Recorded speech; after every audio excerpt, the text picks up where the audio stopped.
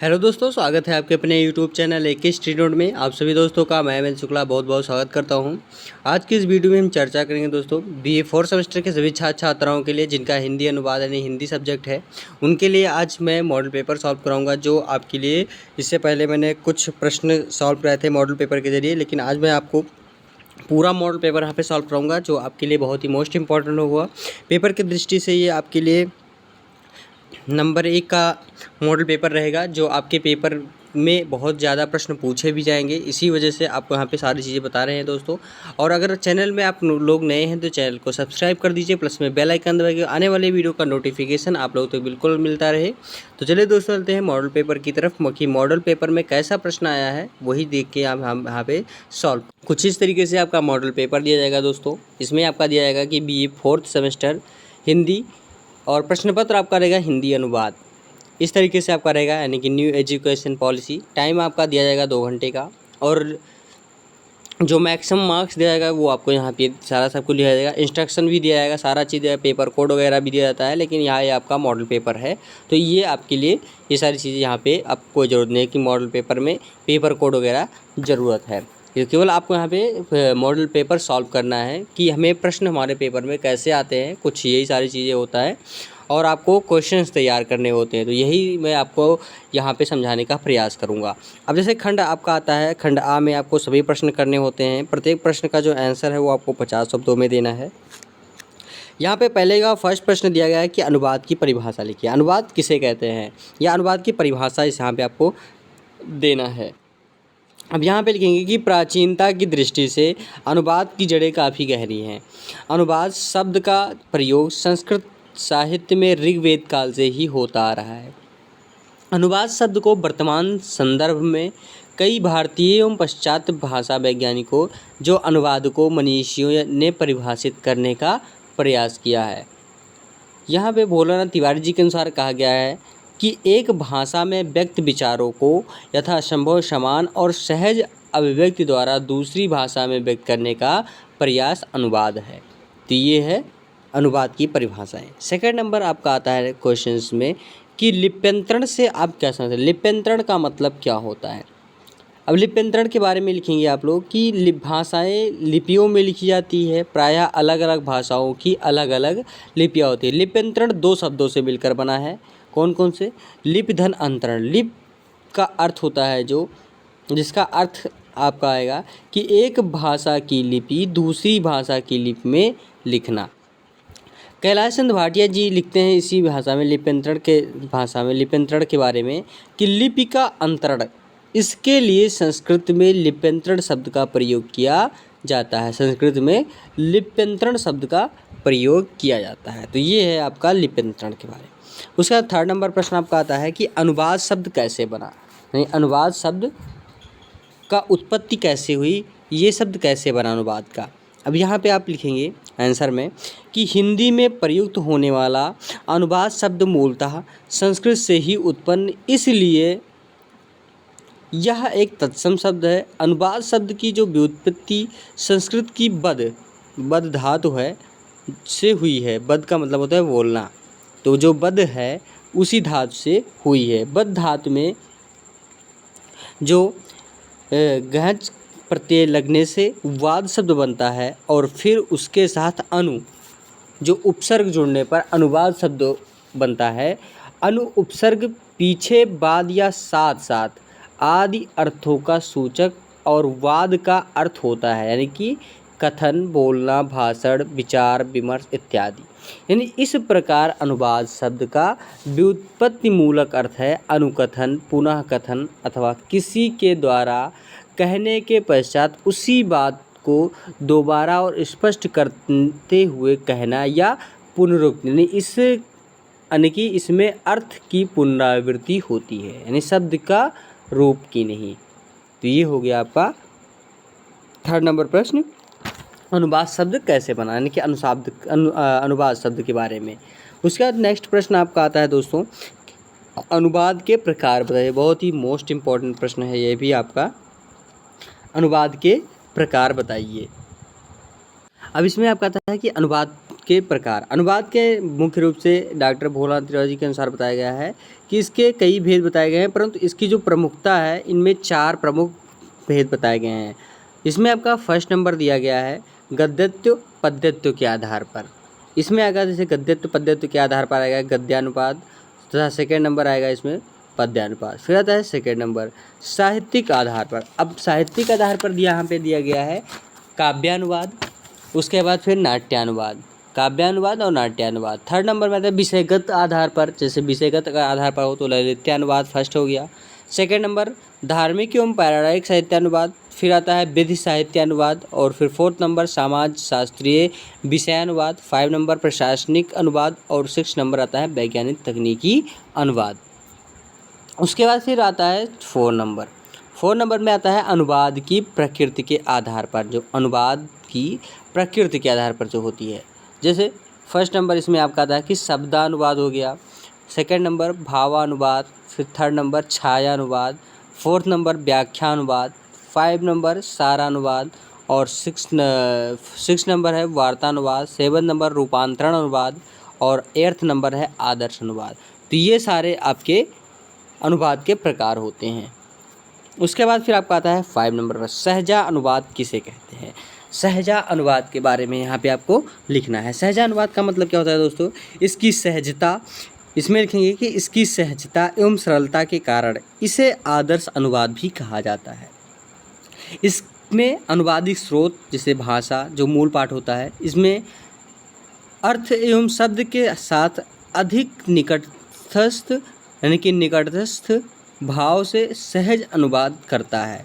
इसमें यह देखा जाता है कि अनुवाद बिना किसी आरोप प्रत्यारोप ईर्ष्या द्वेष आग्रह दुराग्रह आदि सभी न भावों से मुक्त रहे, जिससे पढ़ते समय पाठक को केवल अनुदित पाठ की गहराई, इसमें व्याप्त संवेदना एवं संप्रेषण की तीव्रता ही ध्यान में रहे। तो ये आपका आता है अनुवाद की सहजा अनुवाद के बारे में। फिर आपका आता है अनुवाद की प्रक्रिया। अनुवाद की प्रक्रिया किसे कहते हैं, इसमें लिखेंगे प्रक्रिया। अब जो प्रक्रिया शब्द आता है अनुवाद में, इसमें लिखेंगे आप लोग कि प्रक्रिया शब्द अंग्रेजी के प्रोसेस यानी पर्यायवाची शब्द जिसे कहते हैं, पर्याय है जो प्रक्रिया के संयोग से बनकर विशिष्ट क्रिया का बोध कराता है। यानी कि कहा गया है कि किसी कार्य की प्रक्रिया या विशिष्ट क्रिया को जानने का अर्थ होता है कार्य को कैसे संपादित किया जाए। इस अर्थ में अनुवाद क्रम में हम स्रोत भाषा से लक्ष्य भाषा तक पहुंचने के लिए जिन क्रमबद्ध सोपानों से होकर गुजरते हैं, उन सुनिश्चित व सुदृश्य सोपानों को अनुवाद प्रक्रिया कहा जाता है। तो ये आ गया आपका अनुवाद प्रक्रिया के बारे में। फिर आता है 7 नंबर क्वेश्चन, छाया अनुवाद से क्या समझते हैं आप। इसमें लिखेंगे आप कि स्रोत पाठ पढ़ने के बाद अनुवादक जो समझता या अनुभव करता है तथा उसके मन पर उसका जो प्रभाव पड़ता है, उसके संदर्भ में वह मूल पाठ का लक्ष्य भाषा में जिस प्रकार कथ्य का रूपांतरण करता है, उसे छाया अनुवाद कहते हैं। यानी इसमें अनुवादक को पूरी छूट होती है कि वह मुख्य भाव को लेकर लक्ष्य पाठ की रचना करे। इस प्रकार छाया अनुवाद में मूल पाठ की छाया मात्र होती है, यानी अर्थात इसके कथ्य का अनुकूल लक्ष्य भाषा की सामाजिक एवं सांस्कृतिक स्थितियों के अनुसार किया जाता है। यह एक प्रकार का रूपांतरण जो देशीयता के पुट से कथ्य को सशक्तता प्रदान करती है। फिर आता है आपका 8 नंबर क्वेश्चन, अनुवाद और समाज में संबंध बताइए। बहुत ही मोस्ट इम्पॉर्टेंट प्रश्न ये भी है आपका। इसमें आप लिखेंगे अनुवाद एवं समाज में संबंध। इसमें लिखेंगे कि समाज वह सामाजिक इकाई है जिसमें मानव रूपी सामाजिक प्राणी निवास करता है। यही कारण है कि समाज की हर गतिविधियाँ वहाँ के साहित्यिक को प्रभावित करती है, चाहे वह मौलिक साहित्य हो या अनुदित। मैकाइवर जी के अनुसार कहा गया है कि सामाजिक संबंधों का जाल है, यानी कि समाज जो है वो सामाजिक संबंधों का जाल है। मनुष्य इसी सामाजिक परिधि के चतुर्दिक विचरण करता रहा है। आज के समय में अनुवाद की उपयोगिता एवं महत्व निरंतर बढ़ रहा है, क्योंकि अनुवाद के माध्यम से एक देश अथवा समाज के विचारों भावों मूल्यों संस्कृतियों सभ्यताओं ज्ञान विज्ञान आदि को अन्य देशों तक प्रचारित एवं प्रसारित किया जा रहा है। यह दूतगत से विभिन्न समाजों के विचारों तकनीकों, समाचारों आदि के परस्पर विनिमय को भी प्रदान कर रहा है। तो ये हो गया आपका अनुवाद और समाज में संबंध। उसके बाद फिर आता है कोश के प्रकार बताइए। कोश के कितने प्रकार के हो? इसमें बताया गया कि कोश मुख्य रूप से 3 प्रकार बताए गए हैं। फर्स्ट नंबर में आपका आता है व्यक्ति कोश, सेकंड नंबर आता है पुस्तक कोश और थर्ड नंबर आता है भाषा कोश। अब व्यक्ति कोश में जब किसी एक साहित्यकार के साहित्य में प्रयुक्त शब्दों का ध्यान में रखकर कोश का निर्माण किया जाता है तो वह कोश व्यक्ति कोश कहलाता है। फिर आता है पुस्तक कोश। पुस्तक कोश में किसी एक प्रसिद्ध पुस्तक ग्रंथ में व्याप्त शब्दों को आधार बनाकर कोश का निर्माण किया जाता है, जैसे तुलसीदास कृत रामचरितमानस, मैथिली का साकेत, जयशंकर प्रसाद का कामायनी। तो ये पुस्तक कोश हो गया। थर्ड नंबर आता है भाषा कोश। इसमें कोश एक भाषा में भी हो सकता है और एक से अधिक भाषाओं में भी हो सकता है। एक भाषा वाले कोश को एक भाषिक कोश एवं 2 भाषाओं वाले कोश को द्विभाषिक कोश कहा जाता है। और जो भाषा कोश की मुख्यतः 3 प्रकार का होता है, वो होता है वर्णनात्मक कोश, ऐतिहासिक कोश एवं तुलनात्मक कोश। तो ये होता है कोश के प्रकार। उसके बाद फिर आपका आता है नेक्स्ट क्वेश्चन यहाँ पे बताया गया है पारिभाषिक शब्द। पारिभाषिक शब्द किसे कहते हैं? बहुत ही मोस्ट इंपॉर्टेंट प्रश्न ये भी है आपका। पारिभाषिक शब्द के बारे में यहाँ पे आपको लिखना है। इसमें आपका आएगा कि पारिभाषिक शब्द को परिभाषित करते हुए डॉक्टर भोलानाथ तिवारी जी ने लिखा है कि पारिभाषिक शब्द ऐसे शब्द को कहते हैं जो केवल विभिन्न विज्ञानों और शास्त्रों में सुनिश्चित अर्थ में प्रयुक्त होते हैं तथा जिनकी उन विज्ञानों और शास्त्रों के संदर्भ में परिभाषा दी जाती है, जैसे अद्वैतवाद जो दर्शन है। फिर आता है कथानक। कथानक में आपका आता है आलोचना हो जाता है, क्रिया विशेषण, व्याकरण इत्यादि। चूँकि इस प्रकार के शब्दों की परिभाषा दी जा सकती है इसलिए इन्हें पारिभाषिक शब्द कहते हैं। कुछ पारिभाषिक शब्द इस प्रकार हैं, जैसे अपील हो गया, डिसमिस्ड हो गया, आर्टिकल, बजट, कैबिनेट का, फिर आता है कार्डर, उसके बाद में कॉन्स्टिट्यूशन और फिर आता है डिफेक्टो। तो ये सारे आते हैं पारिभाषिक शब्द के अंतर्गत, यानी कि ये कौन से शब्द हैं? पारिभाषिक शब्द होते हैं ये। दोस्तों ये था सेक्शन ए के सारे प्रश्न। तो सेक्शन ए के सारे प्रश्न करके एक एक करके हमने आपको बता दिया। दोस्तों वीडियो अच्छी लग रही हो ज़रूर लाइक करें, चैनल को सब्सक्राइब करना बिल्कुल ना भूलें और एक दूसरे को वीडियो को शेयर भी करते रहे। तो इस तरीके से आपको सारे प्रश्न मिलते रहेंगे और अच्छे से आपको पढ़ना भी होगा दोस्तों। उसके बाद फिर आपका आता है खंडवा। खंडवा में केवल आपको 4 प्रश्न करने होंगे और प्रत्येक प्रश्न का जो आंसर है वो आपको 150 शब्दों में देना है। उसके बाद में फिर आपका प्रश्न आता है कि सेकंड नंबर है इसमें आपका खंडवा में कि मशीनी अनुवाद किसे कहते हैं, मशीनी अनुवाद कैसे होता है। इसमें आपका आता है कि मशीनी अनुवाद को आरंभ हुए आज लगभग शताब्दी बीत चुकी है।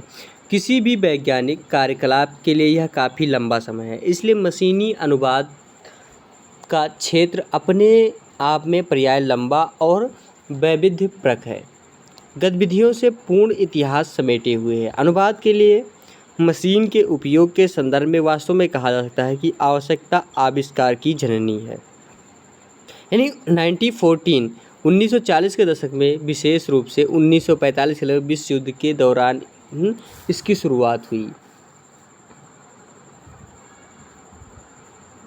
आरंभ में मशीनी अनुवाद संबंधी अनुसंधान को मूलतः कंप्यूटर इंजीनियरों का ही कार्य समझा जाता था, लेकिन भाषाई सिद्धांतों के विकास के साथ दृष्टिकोण में भी बदलाव आया और महसूस किया गया कि मात्र इंजीनियरी विज्ञान इस दिशा में लक्षित उद्देश्यों को पूर्ति नहीं कर सकता और कंप्यूटर विज्ञान और भाषा विज्ञान दोनों के समन्वित प्रयास मिलकर इस प्रौद्योगिकी क्षेत्र में संभावनाएं पद्धतियां तलाश कर सकते हैं। तो ये आपका आता है इसके अंतर्गत किसमें, मशीनी अनुवाद में। अब जैसे जैसे इसका मान लीजिए इसका तत्कालिक मशीन जो स्टार्ट हुई उसमें जैसे द्वितीय विश्व युद्ध बीतता गया, उसी के अनुसार इसमें कई प्रकार के क्षेत्र में युगांग घटना सिद्ध हुई हैं। जैसे मान लीजिए आपका कुछ संभावनाएं कंप्यूटर विज्ञान में हो गया, उसके बाद में फिर बहुत तादाद में सूचनाओं का अनुवाद अपेक्षित करने लग गए, इसी तरीके से आपका धीरे धीरे जैसे जैसे बढ़ती हुई कंप्यूटर के विकास होता गया, उसी तरीके से 5th पीढ़ी तक का इनकी जो हार्डवेयर तथा सॉफ्टवेयर में भी आधुनिक प्रयोगों में कंप्यूटर की भाषाएं और क्षमता विकास से जुड़े हैं। तो यही सारी चीज़ें यहाँ पे अपडेट कराई गई हैं। उसके बाद में फिर आपका इसमें आते हैं कि मशीनी अनुवाद की प्रक्रिया। अब इसमें आएगा मशीनी अनुवाद की प्रक्रिया। इसमें लिखेंगे कि अनुवाद की प्रक्रिया में निहित एक भाषा में कही गई बात को दूसरी भाषा में प्रस्तुत करने का कार्य मशीन कंप्यूटर किस प्रकार करता है। जब कोई व्यक्ति अनुवाद करता है तो यह स्रोत भाषा तथ्य का अर्थ ग्रहण करता है और फिर यह लक्ष्य भाषा की शैली में प्रस्तुत करता है। कंप्यूटर किस तरह वाक्य में शब्दों का क्रम पहचानते हुए इनका संबंध पता लगाता है और फिर कैसे उनसे निकलने वाले अर्थ का पहचानता है और कैसे उस अर्थ को दूसरी भाषा का जमा पहनाता है। शब्दों के पर्याय कहाँ खोजता है, ये सारी चीज़ें यहाँ पे कैसे चुनता है, ये सारी चीज़ें यहाँ पे आपको आता है। कंप्यूटर एक ऐसी मशीन है जिसके पास मस्तिष्क भी होता है और स्मृति भी, जिसमें मनुष्य और उसमें कोई फ़र्क नहीं है। मनुष्य अपने मस्तिष्क और स्मृति का इस्तेमाल स्वयं और स्वेच्छा से करता है, जबकि कंप्यूटर का मस्तिष्क और स्मृति इस्तेमाल के लिए आदेश मिलना चाहिए। फिर आता है कंप्यूटर आधारित शब्दकोश।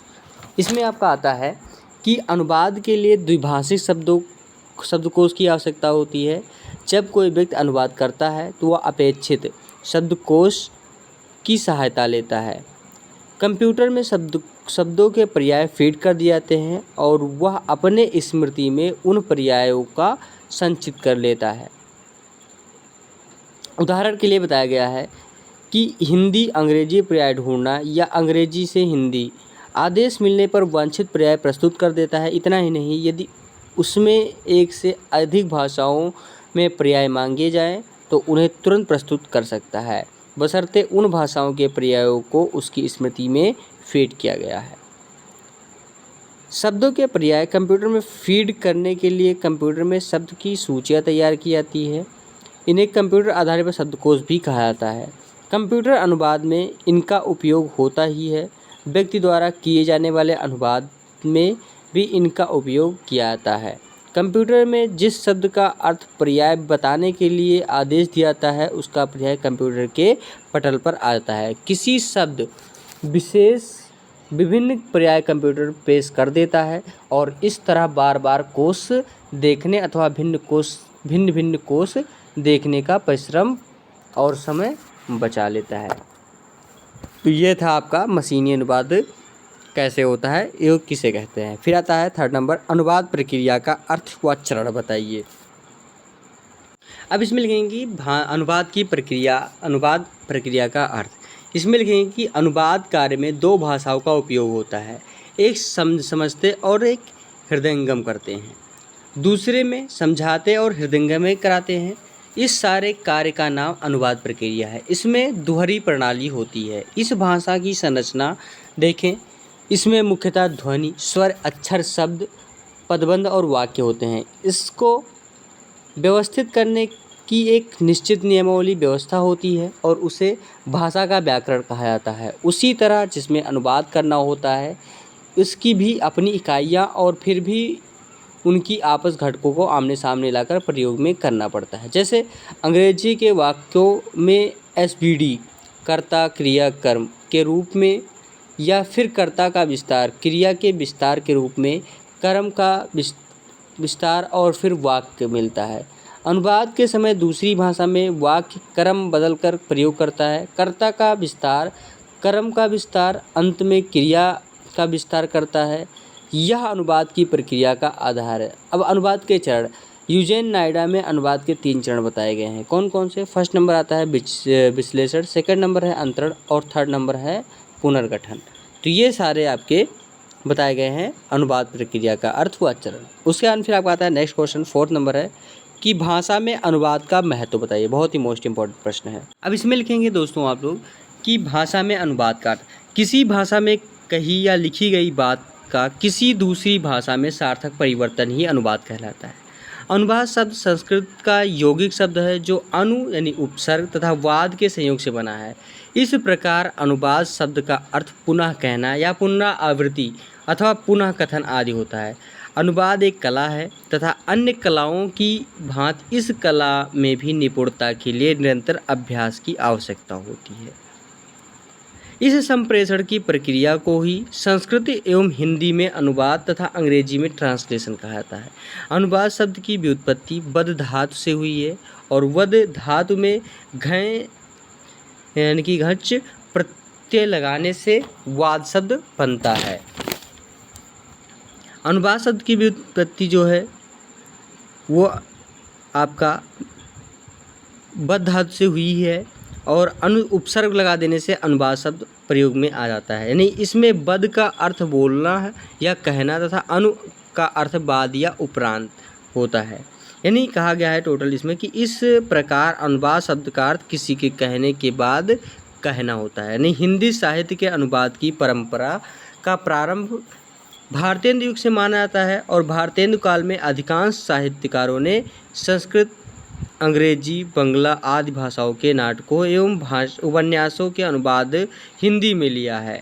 जैसे अनुदित नाटकों में भाववृत्त के उत्तर रामचरित का देवदत्त तिवारी तथा लाला सीताराम कालिदास के, अभिज्ञान शकुंतलम का नंदलाल, विश्वनाथ दुबे बंगला के नाटककार, माइकल मधुसूदन के नाटक पद्मावती का, बालकृष्ण भट्ट समैष्टा का, रामचंद्र शुक्ल तथा अंग्रेजी में नाटक मर्चेंट ऑफ वेनिस, मैकबेथ का हिंदी अनुवाद प्रसिद्ध है। तो इसी तरीके से अंग्रेजी एवं बंगला उपन्यासों में भी अनुवाद किया गया है। जैसे बंगला उपन्यास का में रामेश चंद्र दत्त का कीर्त बंग विजेता एवं बंकिम चंद्र का कीर्त है दुर्गेश नंदिनी, और हिंदी रूपांतर में गदाधर सिंह जी ने किया था। तो इस तरीके से भाषा में अनुवाद का महत्व हमने आपको यहाँ पे बता दिया। उसके बाद फिर आता है 5 नंबर क्वेश्चन।